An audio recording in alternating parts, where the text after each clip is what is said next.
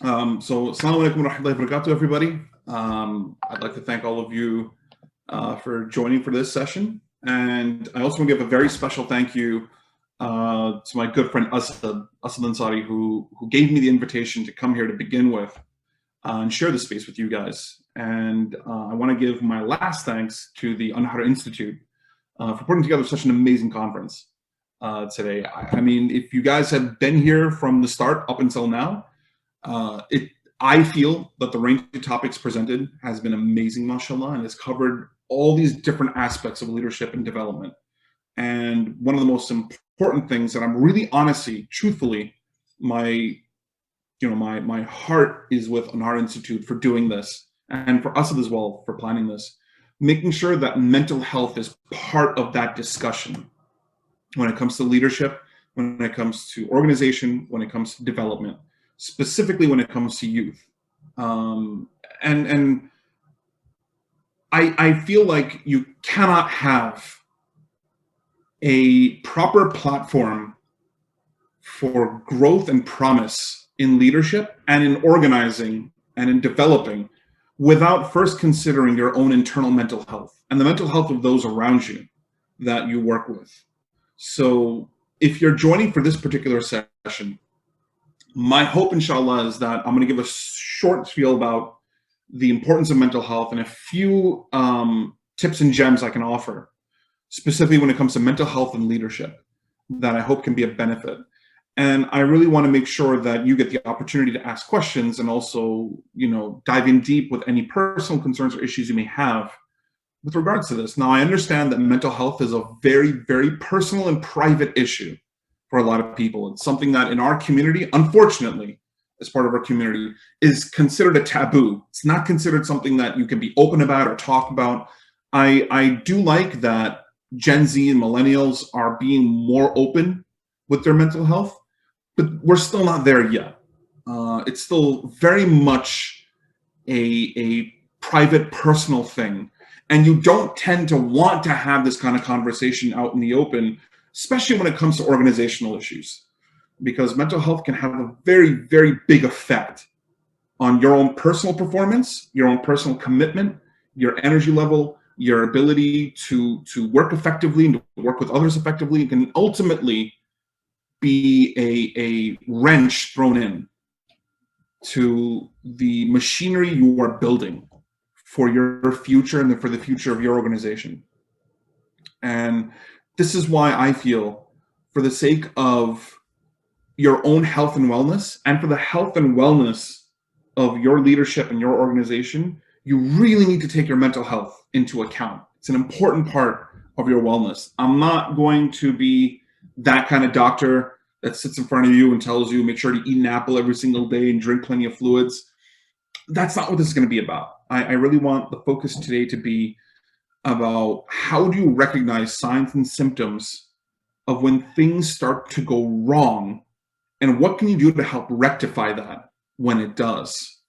So when it comes to leadership in particular, and when it comes to youth organizations, you tend to attract people who are very dedicated, folks who are passionate, youth who have a drive in them to do something good for themselves, for their friends, for their community, for the nation, for whatever your size and scope is.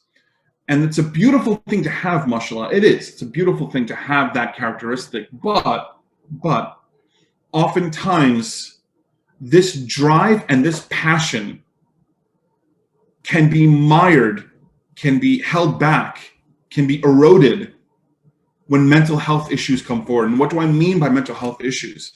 Every single person here, myself included, we all have vices, we all have demons inside, we all have our own internal battles that we're fighting, that other people don't even know about.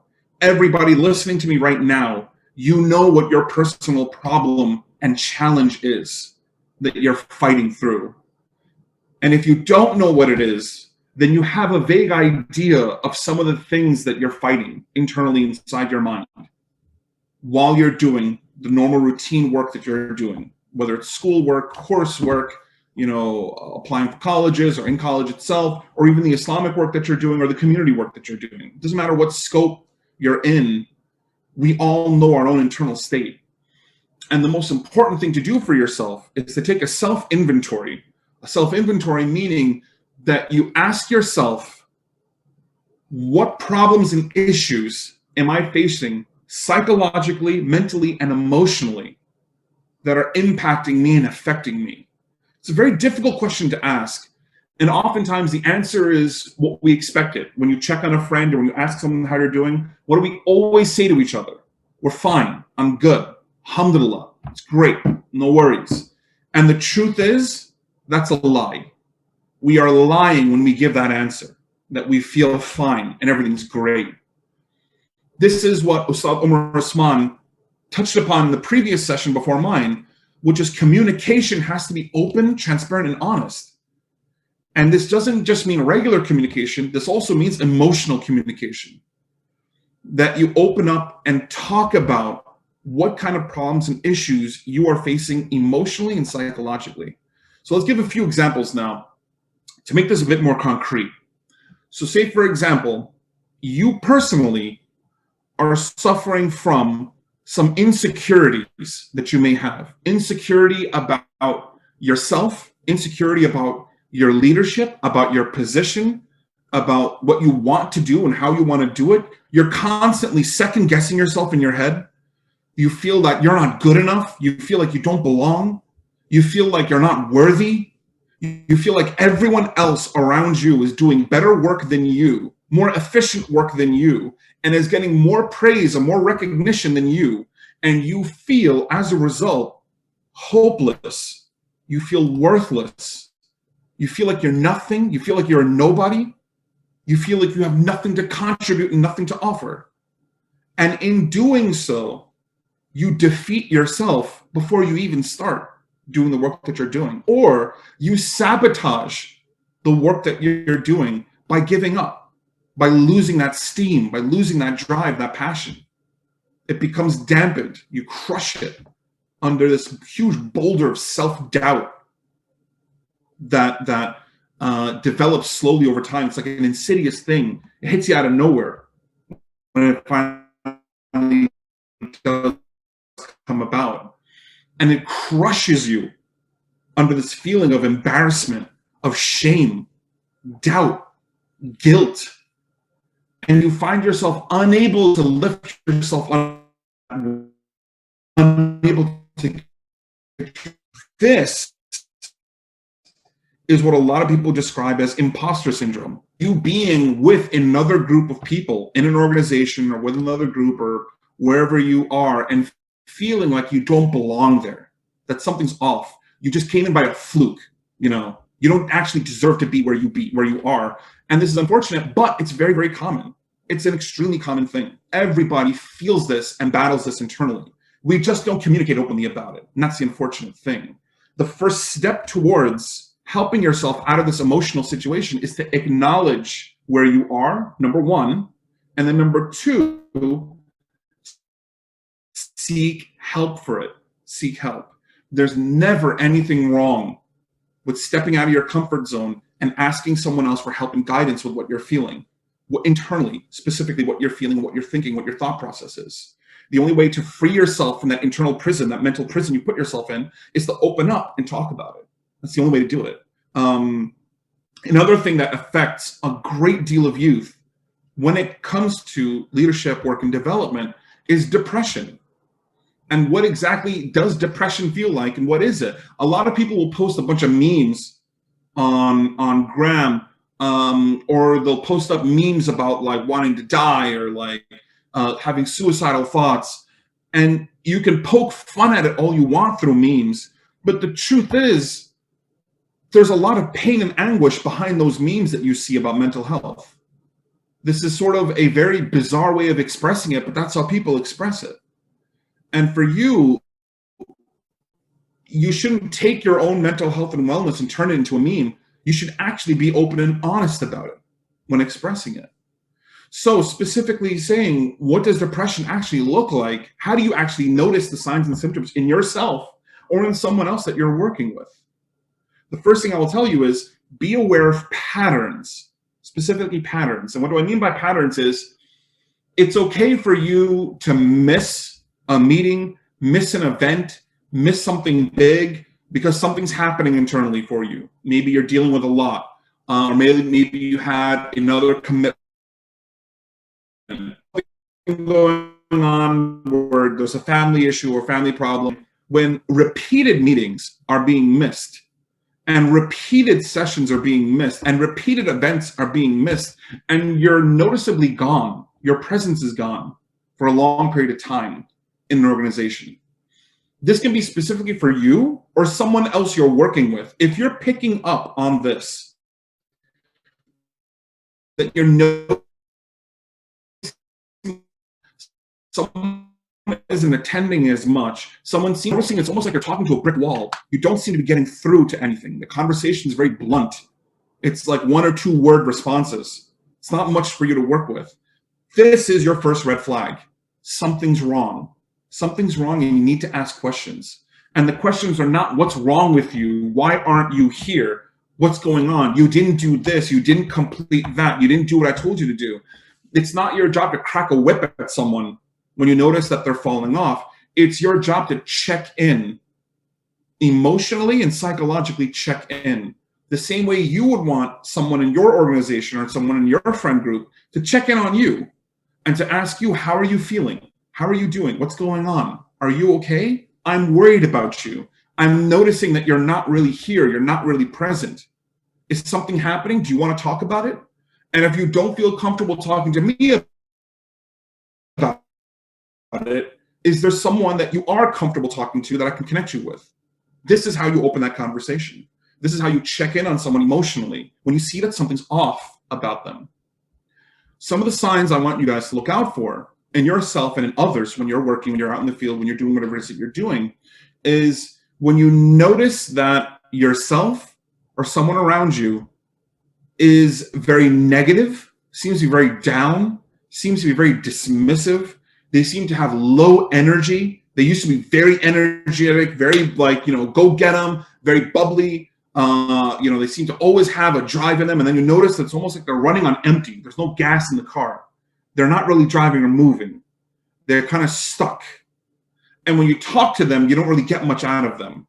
You're noticing that their phone is off all the time, or they're not responding. You'll text them, or you'll message, or you'll call them, and they're not picking up. They're not really engaging with you. You'll also notice that for someone suffering from mood symptoms or from depression, you'll often see that they don't care anymore about the things that they used to care about.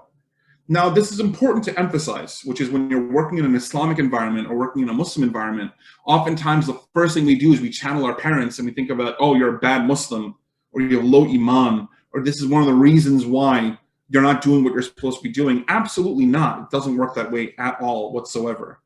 La ilaha illallah Muhammad Rasulullah, taking the Shahada and becoming a Muslim does not magically protect you from depression, from anxiety, from insecurities, from neuroses, from all these other mental afflictions. It doesn't protect you at all from that. The best people, the ones who put on smiles all the time, cracking jokes all the time, are always present all the time, are always with other people all the time. You never know internally what they're dealing with.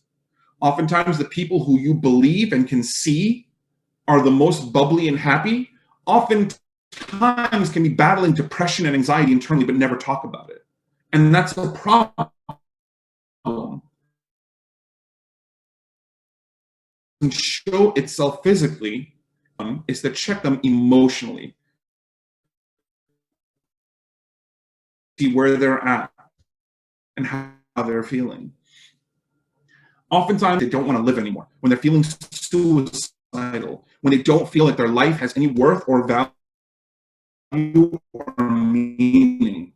This is a very scary situation to be in, but if you ever find yourself in a situation where you internally are battling these thoughts about yourself, or you're having someone you know, a friend, a colleague, someone in the organization that you're with, fighting these thoughts, it's important to get them to professional help. It's important to get them to a professional. You are not a therapist. It's not your job to be a therapist. It's important for you to check in emotionally with others and to make sure they're doing okay. But when you notice that they're not okay, it's not your job to become their therapist. And what I mean by that is don't take on other people's emotions onto your own if you're unable to handle them. That's an important thing to check for yourself. The most important thing is your own mental health, even when you're dealing with other people who may have problems and issues. You can be there as a good support, but the most important thing is getting them to a professional, getting them to someone like myself. I'm a psychiatrist. It's my job to help people with their mental health. I can give medications, I can give therapy, I can give a combination of both. There's a number of things I can do to help someone who may be suffering from depression, who may be suffering from emotional affliction, who may be suffering from anxiety. It's my job to take care of that. So have them be connected with someone like myself and make sure that you check in with them periodically, or do the same for yourself if you feel you need it. The next thing I want to touch upon is anxiety, particularly, and then I'm going to end on this note and open it up for Q&A afterwards. But anxiety is probably one of the most prevalent things that we see when it comes to leadership, organization, and development. And anxiety is very insidious the way it works. You start at one point, and your anxiety can make you question what you're doing, how effective it is, and what other people think about you and how they feel about you. You often begin to question yourself because of that. Your anxiety can twist and warp things around you, so you feel like you are more scrutinized than how you actually are, that people talk about you more than they actually do, and that people are looking at you, focusing on you, scrutinizing you, criticizing you more than they actually are. But anxiety makes you feel, it's a feeling again, it makes you feel as if everything around you is not good enough, you're not good enough, it isn't effective enough, everything's failing, and you're not doing a good job. And this is how anxiety works. It takes a simple thought, and I'll give you a quick thought. Let's say there's an event coming up, and you're in charge of organizing the event, and it's going to be a big event that you're doing online. An anxious thought can be, we're not going to have enough attendees. Not enough people are attending. That's a simple thought. It's an important thought, but it's a simple thought. From that one thought, you then now have an anxious thought process that kicks in. And the anxious thought process is, not enough people are registering. We don't have enough people coming in. There's not enough money to support it. This event is unsustainable. The event is not going to work. I don't think it's going to happen. We should cancel. We probably should cancel the closer we get to it. The more time I spend thinking about this, the less time I have to plan. The event's not going to work. I'm not a good leader. I should have seen this before. I didn't see this before. I don't think I can do this job. This is way too much for me. It's too overwhelming. I can't handle it. Cancel the event. Tell them when it's over. I can't do this. I should have never done this. I should have never become a leader. I wasted this entire thing. I wasted all this money. I wasted all this time. I'm such a complete and utter failure. I should have never done this. I don't deserve the position. I don't deserve to be here. I don't deserve to live. In the past just 15 seconds, I've shown you how one simple thought can be transformed into a monstrous thought of you not deserving what you deserve, you not being where you should be, and you not wanting to live anymore. That's the way anxiety works. That's the way it is for so many people. But we don't talk about this, and that's what hurts us in the end. That we take all of these negative emotions, these depressive symptoms, these anxiety symptoms, these insecurities, and we internalize all of it. And then it eats at us alive inside until eventually we can't handle it anymore and we break down.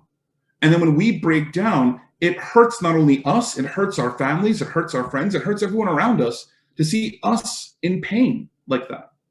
So the first step is, if anything I described in this session so far sounds like something you've been going through, if you feel that you or someone you love or someone you know has symptoms of depression, has symptoms of anxiety, has symptoms of insecurity, then this is something that they need help for. I can speak from my own personal experience that I did not consider my mental health to be a priority.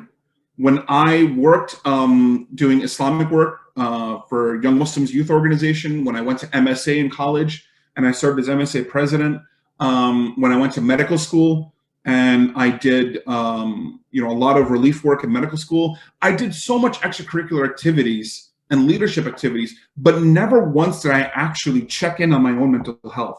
And what I found out was I was slowly burning myself out emotionally. I wasn't actually doing anything for self-care, self-wellness. I wasn't doing anything to actually recharge myself emotionally. Physically, your body needs rest, and you go to bed every night to recharge yourself, to get more energy, to wake up the next morning and do the job you need to do. But that's physically resting. Emotionally, do you allow yourself to actually rest? Psychologically speaking, do you give yourself a mental break from time to time to recharge, to reconnect with yourself, to refuel, to replenish? We don't actually do that. And that's an unfortunate thing, that we actually emotionally burn ourselves out as a result. This is why self-care is a critical part of your development and your growth, not just as a person, but as a future leader.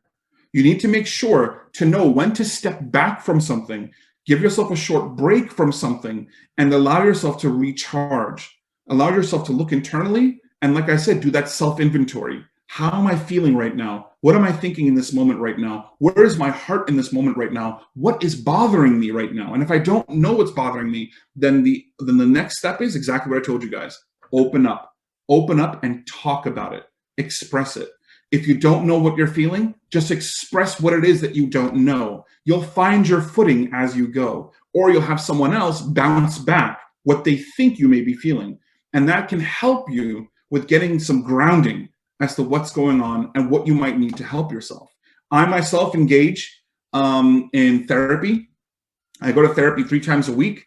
My therapist is a middle-aged Caucasian lady, and she does a wonderful job helping me to organize my own emotions, organize my own thoughts, and make sure that when I am sitting at my job, when I'm sitting with my patients, when I'm at the hospital, when I'm doing a lot of Islamic work, when I'm doing events like this and lecturing, that my mind is exactly where it should be.